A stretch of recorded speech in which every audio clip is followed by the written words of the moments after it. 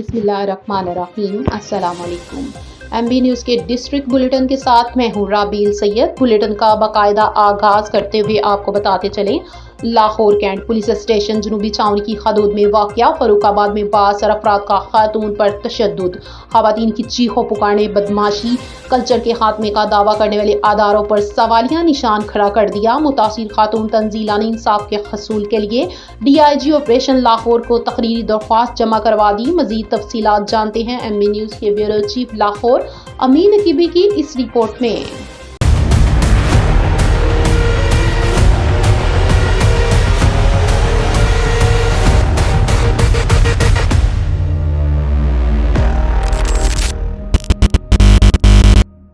Lahore cantt police station जनूबी छावनी की हदूद में वाक़या फरूखाबाद में अंधेर नगरी चौपटराज बासर अफराद ने न सिर्फ खातून पर तशद्दुद किया बल्कि उसके कान से सोने की बाली भी उतार ली। मुकामी पुलिस ने मुल्ज़मान के खिलाफ कार्रवाई करने की बजाय 751 की फर्जी रपट दर्ज करके साबित कर दिया, जिसकी लाठी उसकी भैंस। मुतासरा खातून तंजीला की चीखों पुकार ने बदमाशी, कल्चर के खात्मे का दावा करने वाले अदारों पर सवालिया निशान खड़ा कर दिया। मुतासरा खातून तंजीला, सोनिया, सकीना और रुबीना ने मीडिया के नुमाइंदों से गुफ्तगू करते हुए कहा, इलाका फरूखाबाद के बासर अफराद जिनमें शाहद उर्फ कुगी, सलान उर्फ काला, जाहद उर्फ बिल्ला व दीगर नामालूम अफराद ने चादर चार दीवारी का तकद्दस पमाल करके खवातीन समेत बच्चों को तशद्दुद का निशाना बनाया। उन्होंने कहा, मुल्ज़मान बासर और इलाका में मंशियात की खरीदो फरोख्त का काम करते हैं। तंजीला ने बताया, इलाका की दीगर सियासी व समाजी शख्सियात की तरफ से सुलह के लिए दबाव डाला जाता रहा। मैंने मेरिट पर इंसाफ का मुतालबा किया मगर किसी के कानों पर जूं तक न रेंगी। मकामी पुलिस ने भी सुलह के लिए मजबूर किया। मेरे साफ इनकार करने पर फर्जी कार्रवाई करते हुए 751 की रपट दर्ज करके मुझे इंसाफ से महरूम कर दिया गया। मुतासरीन ने वज़ीर आला Punjab Maryam Nawaz Sharif, IG Punjab doctor Usman Anwar, CCPO Lahore Bilal Sadiq का बयाना, DIG ऑपरेशन फैसल कामरान और बिलखसूस एडिशनल IG सुहेल जफर चट्ठा से फौरी इंसाफ का मुतालबा करते हुए कहा, अगर अब भी इंसाफ से महरूम रखा गया तो खुदसोजी पर मजबूर हो जाऊंगी। मुतासरीन ने मजीद गुफ्तगू करते हुए कहा,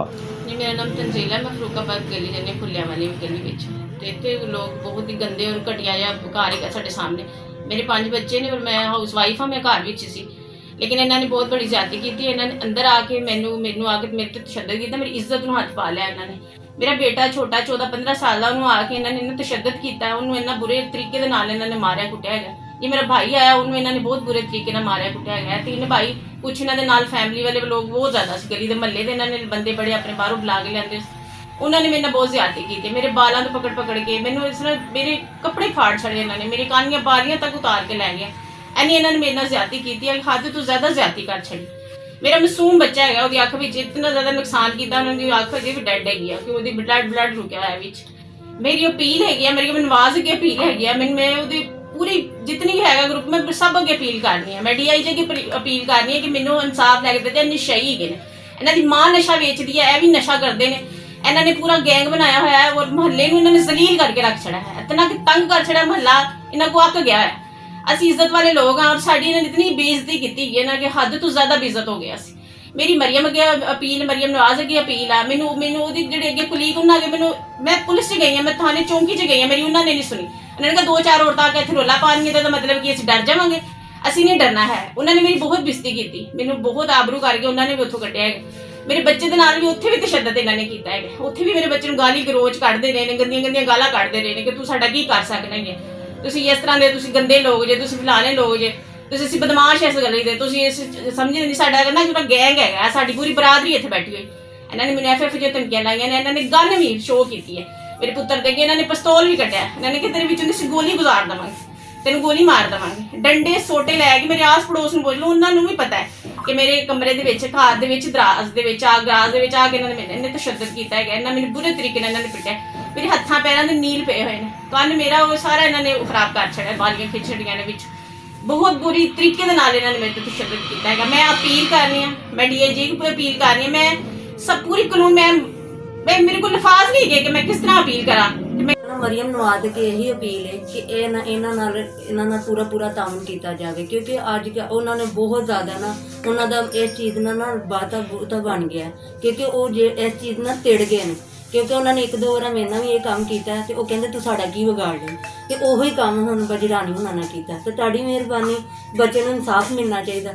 ਬਹੁਤ ਜ਼ਿਆਦਾ ਮਾਰਿਆ। ਤੇ ਜਿਹੜੀ ਬਾਜੀ ਨੇ ਗੱਲ ਕਹੀ, ਮਹੱਲੇ ਦੇ ਵਿੱਚ ਇੱਕ ਔਰਤ ਆ ਸਾਡੇ ਮਹੱਲੇ 'ਚ ਜਿਹਨੇ ਬੱਚੇ ਨੂੰ ਇੰਨੇ ਬਹਿਮਤ ਤਰੀਕੇ ਨਾਲ ਉਹਨਾਂ ਕੋਲ ਛੁਡਾਇਆ। ਬੱਚੇ ਨੂੰ ਬਹੁਤ ਜ਼ਿਆਦਾ ਮਾਰਿਆ, ਬਹੁਤ ਜ਼ਿਆਦਾ। ਬਹੁਤ ਜ਼ਿਆਦਤੀ ਕੀਤੀ। ਘਰ ਆਣ ਕੇ ਇਹਨਾਂ ਨੇ ਬਹੁਤ ਜ਼ਿਆਦਤੀ ਕੀਤੀ, ਕੁੱਟਿਆ, ਮਾਰਿਆ, ਬੁਰੇ ਤਰੀਕੇ ਨਾਲ ਪੇਸ਼ ਆਏ। ਹਾਂਜੀ, ਕੱਪੜੇ ਵਗੈਰਾ ਫਾੜੇ ਨੇ ਇਹਨਾਂ ਨੇ। ਜਿਹਨਾਂ ਦੇ ਹਮਸਾਏ ਆ, ਅਸੀਂ ਖੁਦ ਦੇਖਿਆ ਇਹਨਾਂ ਨੇ। ਇਹ ਅਸੀਮ ਦੇ ਮਹੱਲੇਦਾਰ ਆ, ਉਹਨਾਂ ਨੇ ਜ਼ਿਆਦਤੀ ਕੀਤੀ ਹੈ। ਘਰ ਆਣ ਕੇ ਡੰਡੇ ਛੋਟੇ ਨਾਲ ਚਲਾਇਆ। ਬੱਚਾ ਛੋਟਾ ਹੈ ਸਿੱਧਾ, ਜਿਹੜਾ ਤਕਰੀਬਨ 15-16 ਸਾਲ ਦਾ, ਉਹਨੂੰ ਇਹਨਾਂ 3 ਜਾਣਿਆਂ ਨੇ ਕੁੱਟ ਗਿਆ। ਉਹ ਸਾਡੇ ਮੁਹੱਲੇ ਦੀ ਹੋਰ ਅੰਮਾ ਸੀ ਜਿਹਨੇ ਥੱਲੇ ਵੜ ਕੇ ਉਹਨਾਂ ਦੇ ਬੱਚੇ ਨੂੰ ਕੱਢਿਆ ਬਾਹਰ।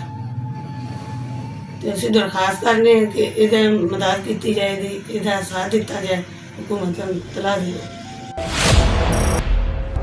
कैमरामैन सैयद सदर बुखारी के साथ अमीन नकीबी, लाहौर। हासिल करने वाले बच्चों की खूब हौसला अफजाई की गई। तकरीब में प्रिंसिपल एपिक्स कॉलेज गोजरा प्रोफेसर इब्रार हसन के अलावा professor Arfan Bashir university of technology Rasool और दीगर ने शिरकत की।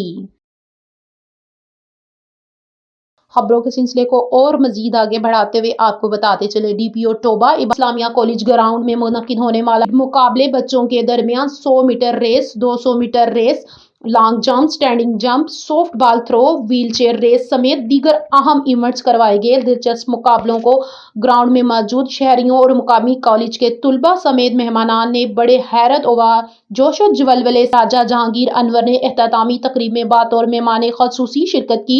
Deputy commissioner Chiniot Saifullah Gondal, additional commissioner Asif Khayad, रुकन सूबाई असम्बली मौलाना Mohammad Ilyas Chinioti, additional deputy commissioner general वासिका अब्बास हर्ल, CEO एजुकेशन जफर इकबाल समेत दीगर अफसरान, उस्ताजा और तालिबे इल्मों ने भी शिरकत की। कमिश्नर